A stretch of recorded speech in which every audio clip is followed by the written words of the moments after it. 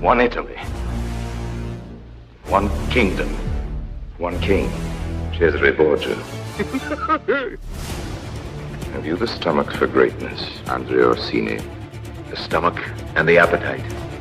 It appears that Cesare Borgia has decided to launch an attack against Camerino. I want it by next spring. The obvious solutions might be an assassin's blade in the back of that gentle old man. Soon you'll have everything. Wealth, position, fame. Now only one last hurdle. I know that Borgia sent you here for some evil purpose. The outcome justifies the act.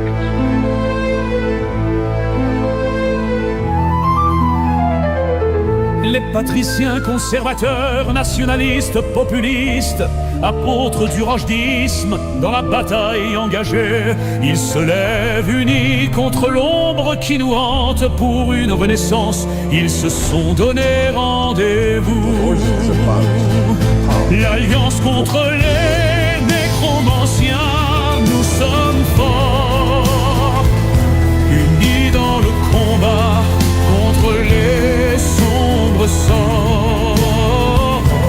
Tous ensemble, nous brisons leur pouvoir. Pour la liberté, nous nous battons sans défaillir.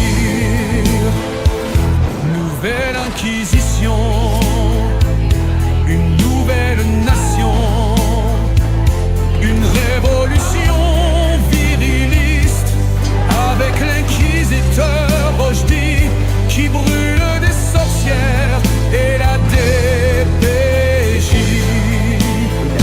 L'alliance contre les nécromanciens, nous sommes forts, unis dans le combat contre les sombres sorts.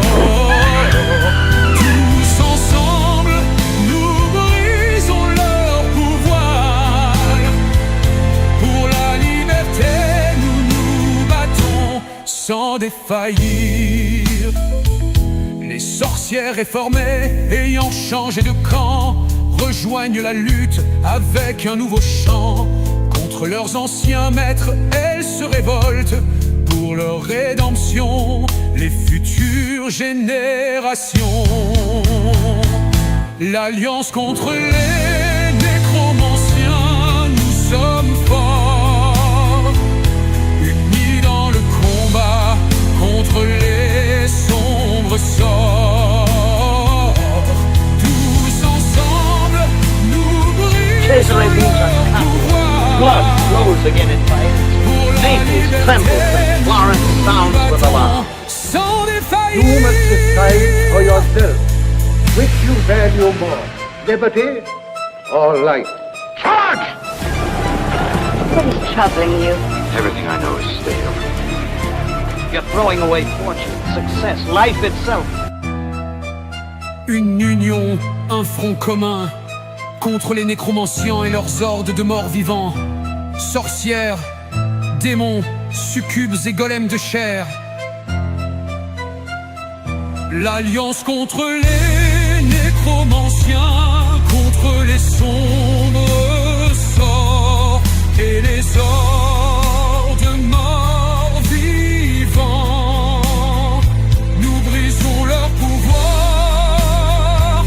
L'alliance contre les nécromanciens avec Yann Rochdy. Dans le cadre de la révolution viriliste, l'alliance contre les nécromanciens, contre les sombres sorts et les hordes morts vivants. Nous brisons leur pouvoir. L'alliance contre les nécromanciens avec Yann Rochdy. Life is cheap to Cesare Borgia. To us it is the most we have to give. My Lord Orsini. See, who but a man as quick at deceit as a fox? There is no victory in power, no honor in deceit, no future in living it. Fortiterra must stop somewhere. Now, one small spark will start a fire that will eventually burn down his house. You are a complete rogue.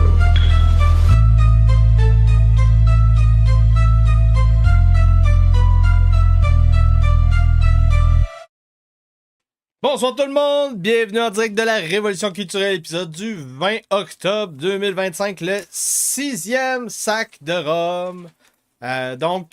Troisième partie de la recension de la beauté et la terreur, la Renaissance italienne et l'émergence, Rise of the West de Catherine Fletcher, où on découvre ensemble que il n'y a pas de beauté sans terreur dans ce beau monde. Donc, nous ne pouvons pas croire les fariboles de ces humanistes qui pensent que tout est beau, tout est gentil dans le monde merveilleux de Disney.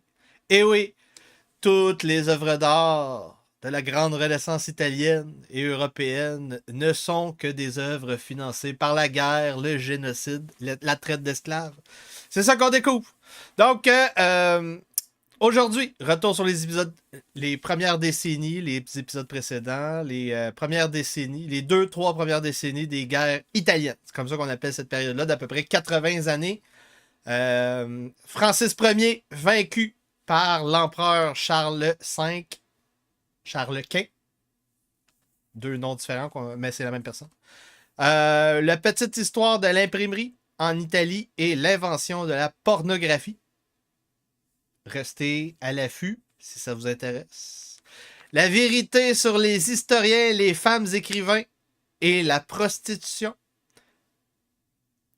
Clin d'œil. Le 6e sac de Rome et le 6e sac de Rome par l'Empire chrétien. Et on termine avec le livre des courtisans, The Book of Courtiers, et le couronnement de Charles V, Charles Quint. Mettez un petit like et évidemment, je vous rappelle que le podcast sera payant à la fin du direct sur YouTube tantôt. Donc, vous allez devoir vous abonner pour pouvoir écouter ça au complet. À un moment donné, ça va couper. Et là, je m'en vais chercher. Donc, vous pouvez vous abonner sur yanrojdi.com, yanrojdi.substack.com. Vous allez ici, c'est gratuit. Les infolettes sont gratuites. Vous voyez tous les podcasts que je fais durant la semaine. Et ici, dans la section podcast, c'est les sections, les podcasts au complet payants sont toutes là. Vous pouvez vous abonner aussi sur YouTube, évidemment. Évidemment, tous les liens sont dans la description du vidéo dans le bas de l'écran. Donc, récapitulons. Je me suis presque fourvoyé quand j'ai récapitulé au 2e épisode, mais je me suis pas trompé. Donc, le livre commence en 1492. Et on découvre ensemble que Ludovico Sforza, il est pas content de perdre la régence de Milan comme duc. Et là, il va comploter avec le roi de France, Charles VIII. L'idée, c'est de laisser Charles VIII aller chercher le royaume de Naples, qui est un compétiteur au Sforza, et profiter de ce moment-là pour saisir la régence de Milan de son neveu. Le plan se retourne contre tout le monde. C'est ce qu'on découvre. Donc, il y a la descente française 2 ans plus tard, 1494. Ludovico Sforza change d'avis.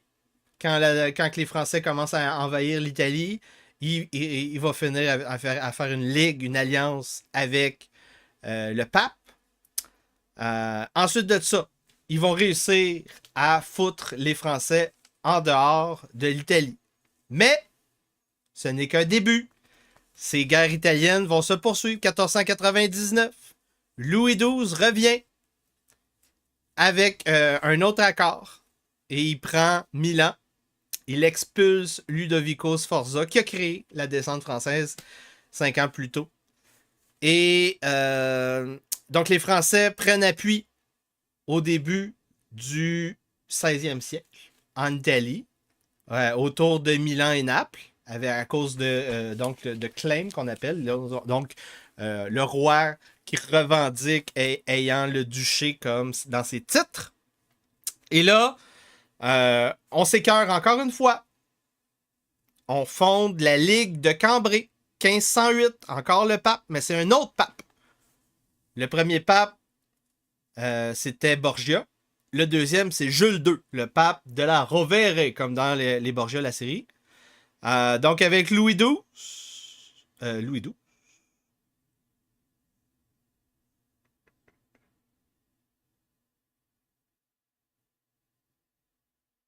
Oui, la Ligue de Cambrai, ça, c'est pas pour ça. C'est pas pour expulser les Français. La Ligue de Cambrai, c'est pour faire un deal. Faire un deal. Tout le monde est écœuré. Tout le monde est écœuré. Jules II, Louis XII, Ferdinand d'Aragon et l'empereur Maximilien.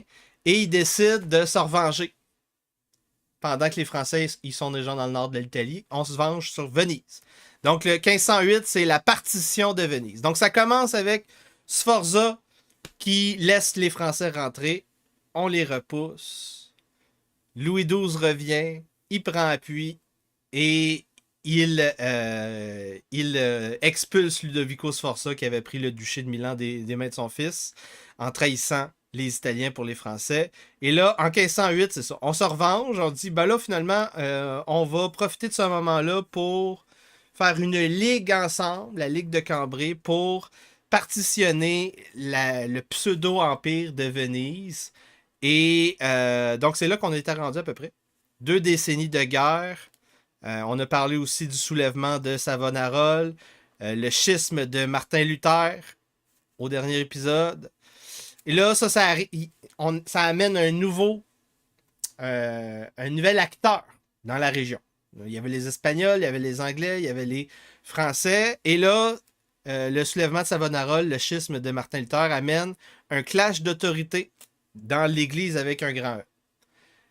Qui a l'autorité de l'Église du Christ avec un grand E? L'Empire ou le pape? On se pose une question. En plus de ça, on a vu l'émergence, parallèlement à toutes ces histoires-là, l'émergence de l'Empire ottoman. Et c'est là qu'on est rendu. Chapitre 15. De Pavia à Moax. Ça, c'est 2 endroits avec une bataille. Et ça commence avec Pavia et ça termine avec Moax, ce chapitre-là. Donc, un chapitre d'histoire. 1521. Les guerres italiennes reprennent. Les Espagnols capturent Milan. Les Espagnols de Charles Quint. Et ils réinstallent les Sforza. Donc, encore une fois, on revient comme avant. On réinstalle Francesco Sforza comme duc. Les Français vont assiéger la ville de Milan en réponse à ça. Ensuite de ça. Donc, Francesco Sforza va réussir à régner sur Milan comme duc jusqu'en 1535. Donc, pendant 14 ans. C'est quand même pas pire dans la période des guerres italiennes. 14 ans. En général, 2 ans. Plus que 2 ans, c'est bon. Donc, les Français assiègent, 1521. Il y a des batailles qui vont se poursuivre. Bataille de Bicocca. Juste en dehors de Milan. 27 avril 1522. 3000 morts. Ça, c'est une bonne grosse bataille. C'est une bataille qui va avoir lieu malgré la prudence des commandants à cause des mercenaires qui voulaient détrousser du monde. Et ça a mal fini pour les troupes impériales.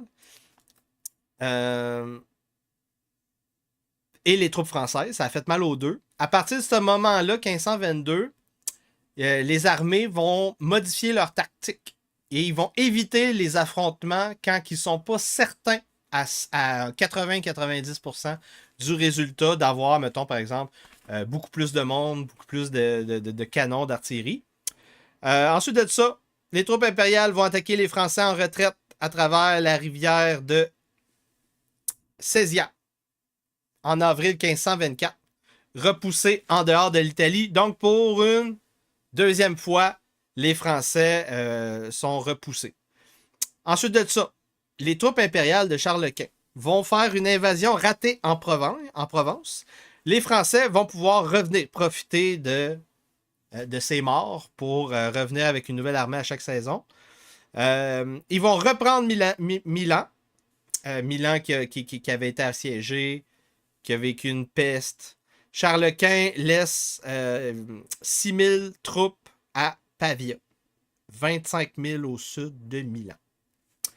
6 000 troupes de Charles Quint contre 25 000 infanteries et 2400 lanciers français de Francis Ier. Qu'est-ce qui va se passer? Le siège est difficile. On a des détails historiques. Des gens qui ont tenu des journaux de bord sur c'est quoi la vie des sièges. Et, très intéressant, on découvre donc qu'il y a des registres très, très, très détaillés de c'est quoi l'inventaire, le stock de nourriture. C'est quoi les prix sur le marché noir. Parce qu'évidemment, il y a du monde qui font de la contrebande. On découvre que souvent, dans un siège, on fait des banquets pour faire comme si tout va bien. C'est un peu comme de la guerre psychologique. Ça va très mal. Le siège est très difficile pour Milan.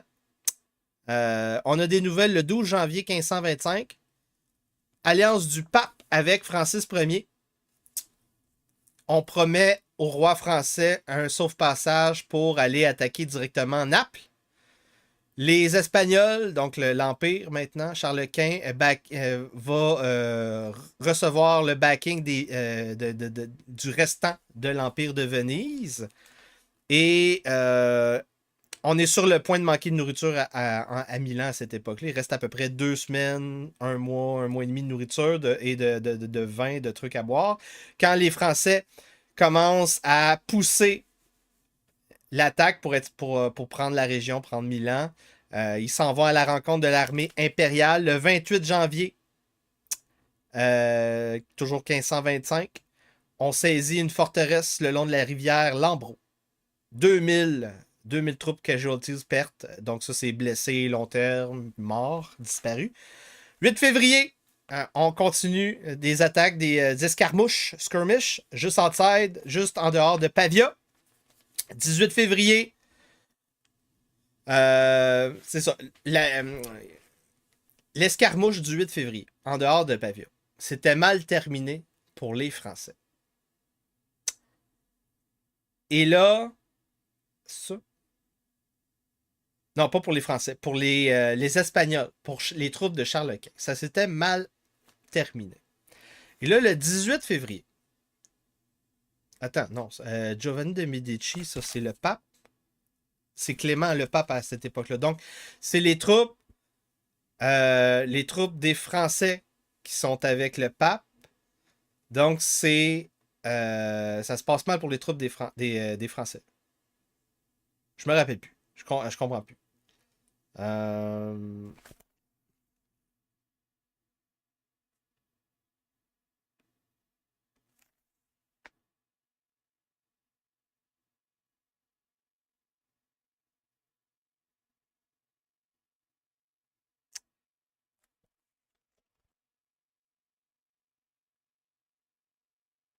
C'est ça. Ils sont avec les Français. Le pape sont avec les Français pour expulser les troupes impériales de Charles Quint de l'Italie. Donc, c'est ça. J'ai bien fait de vérifier pour être certain. Je ne voulais pas vous inciter à l'erreur.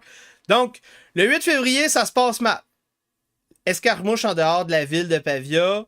Les troupes impériales réussissent à repousser les Français. Et les Français ont un certain Giovanni de Medici comme commandant. 10 jours plus tard, les citoyens de Pavia vont retourner au verger en dehors de la ville pour aller cueillir des pommes et d'autres trucs à manger pendant qu'ils sont assiégés. C'est des femmes et des enfants. Et là, le commandant qui a mangé une volée le 8 février, Giovanni de Medici, va décider de se venger. Il va envoyer 300 cavaleries, 2000 infanteries pour aller chasser les citoyens de Pavia qui sont allés chercher de la nourriture à un verger. Et je pense que c'est un petit peu comme diraient les Italiens à l'époque, la Fortuna s'est retournée contre Giovanni de Medici. Il va être blessé par balle durant cette deuxième escarmouche. Et il va mourir l'année suivante d'une autre blessure par balle. Donc 2 blessures par balle l'une après l'autre en 2 ans. Donc on a 30 casualties, donc blessures, morts, surtout des enfants et des femmes. Donc ça fait mal paraître les troupes françaises. La bataille finale pour Pavia sera le 24 février 1525. On a entre 4000 et 17 000 morts français, entre 400 et 4000 morts impériales, Charles Quint. Humiliation spectaculaire de Francis Ier qui a chargé avec sa cavalerie pendant que il y avait des tirs de canon devant eux. Donc, ils ont chargé devant des tirs de canon. C'est très intéressant comme tactique. D'habitude, tu voudrais au moins attendre un peu.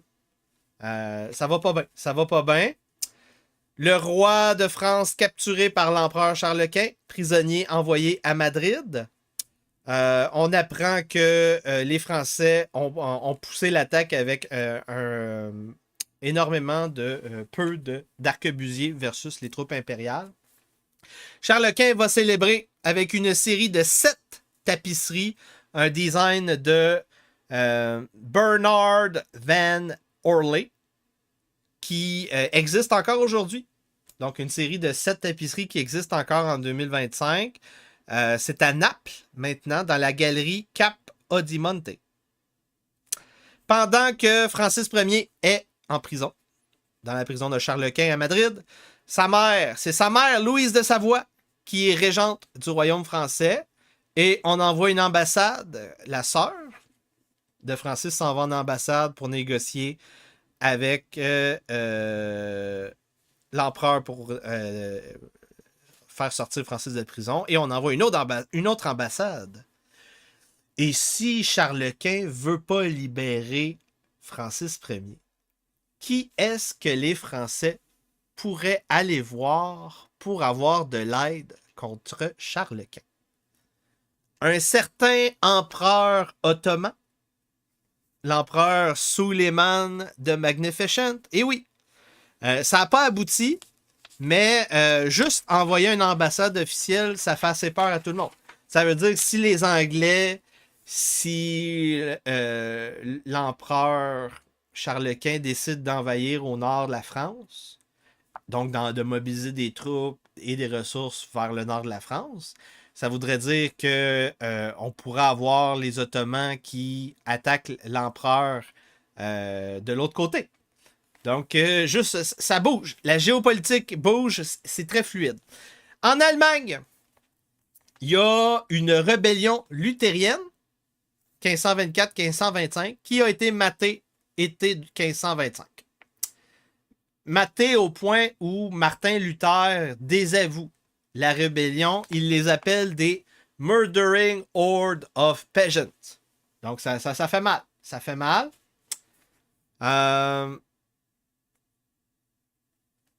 La sœur de Francis, donc, est à Madrid pour négocier la sortie de prison de Francis. Ça aboutit au traité de Madrid. 14 janvier 1526, Francis renonce à ses claims en Italie, en Flandre, en Artois. Et il donne la Bourgogne à Charles Quint. Évidemment, le traité sera déchiré quelques mois plus tard par Francis parce que, selon le droit naturel, un traité under duress, un pacte, un contrat, s'il y a une coercition, ça vaut rien. Ta parole vaut rien si t'es forcé. Donc,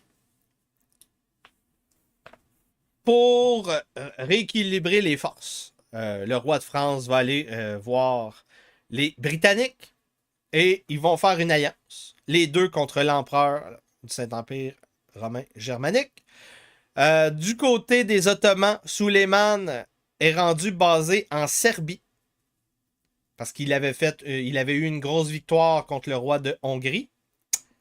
Et là, il fait face encore au roi de Hongrie, Louis II et Jagiellon.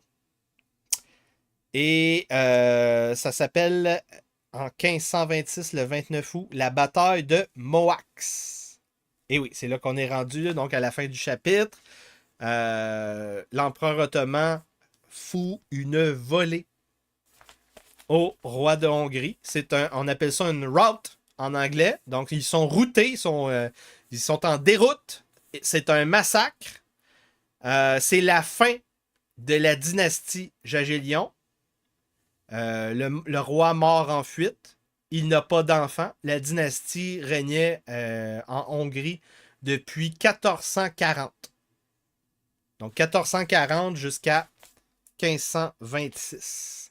116 ans de règne. Et donc, c'est le début de la partition de la Hongrie. Donc, ça va bien. On a Milan, on a Bologne, on a Naples qui passe des mains des Français à l'Empire, de l'Empire aux Français, aux Italiens, des fois. On a Venise qui est partitionnée. Et là, on a la partition de la Hongrie à la même époque. Un siècle d'échecs chrétiens pour monter une réponse contre les agressions turques. Qui est rendu propriétaire de la couronne de Hongrie à partir de 1526? Les Habsbourg, la dynastie de Habsbourg hérite de la couronne car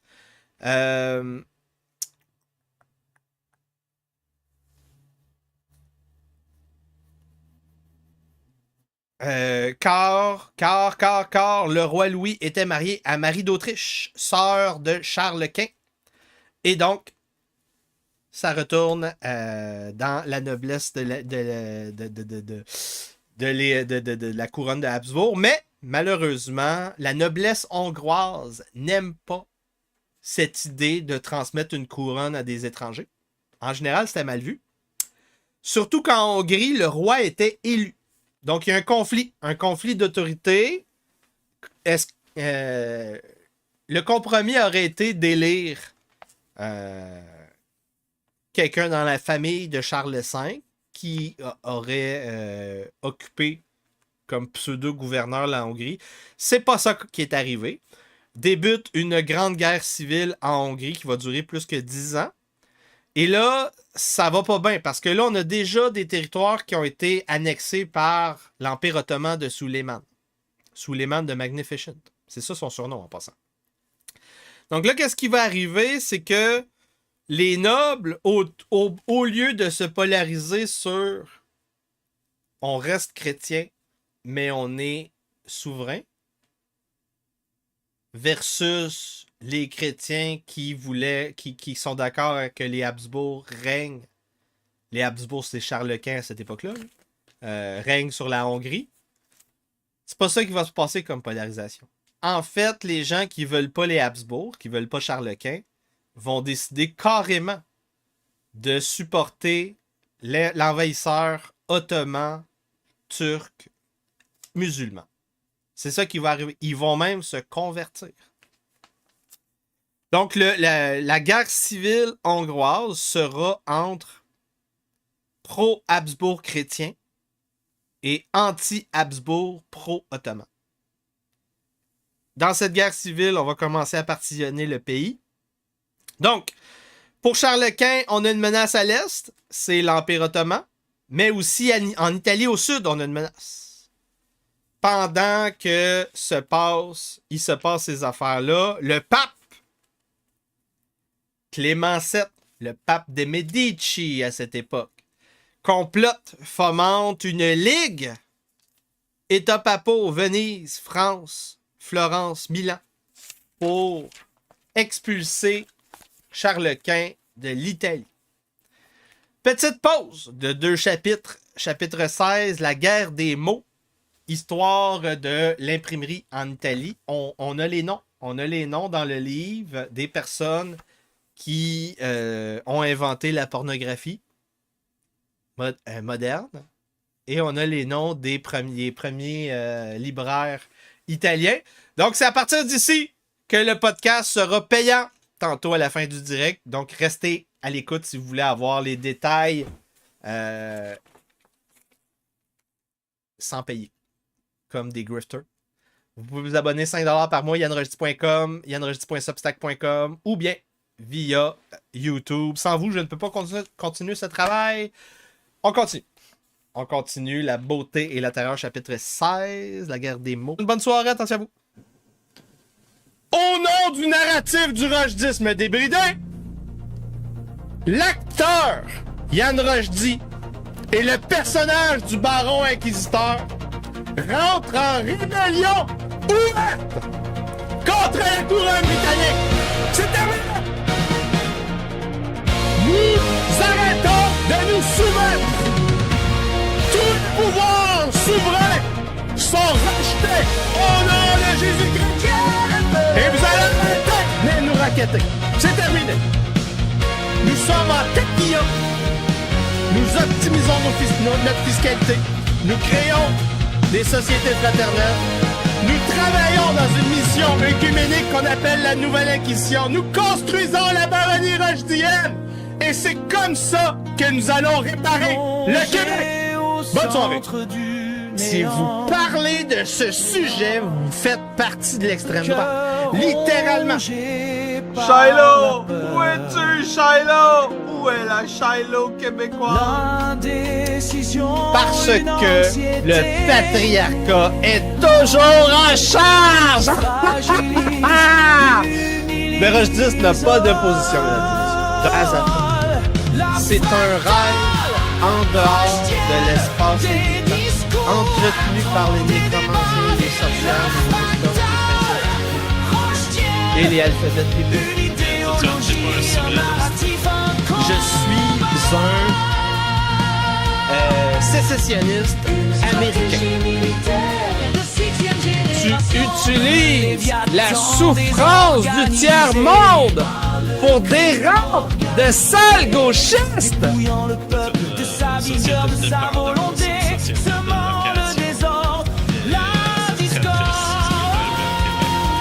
Donc c'est quoi un monde viriliste? Un monde viriliste, c'est un monde où quand un mort vivant vient pour te décrisser, te racketter, te faire peur, tu lui crisses une claque ta gueule et il recule comme une petite bitch. Des propositions contre les fonctionnaires et les ministères qui ne sont pas assez radicales. Il y a des gens qui pensent que j'exagère, que je jouerais un rôle. Vous devez comprendre quelque chose d'important.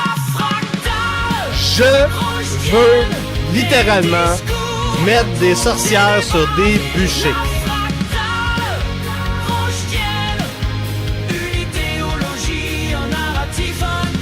Donc, plus que la moitié des Gen Z veut une dictature, selon un sondage en Angleterre.